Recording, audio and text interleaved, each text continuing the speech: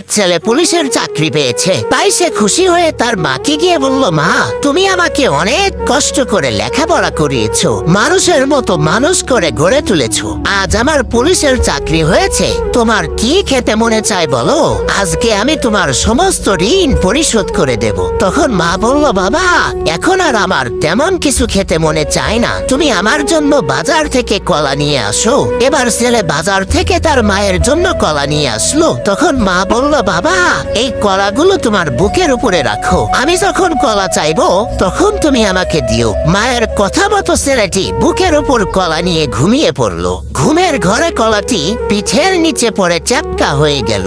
সকালবেলা যখন তার মা কলাটি চাইলো তখন ছেলে বলল, মা ওই কলাটি রাতের বেলায় আমার পিঠের নিচে পড়ে চ্যাপটা হয়ে গেছে, তুমি বসো, আমি এখনই তোমার জন্য বাজার থেকে কলা নিয়ে আসছি। তখন মা বলল, বাবা শোনো, তুমি যখন একেবারে ছোট আর দুর্বল ছিলে, তোমার হাড়গুলো যখন নরম ছিল, এমন তো অবস্থায় আমি তোমাকে বুকের উপর নিয়ে ঘুম পাড়িয়েছি, কই কখনো তো তোমাকে পিঠের নিচে ফেলে চ্যাপটা করিনি, তাহলে তুমি কি করে মায়ের ঋণ শোধ করতে চাও?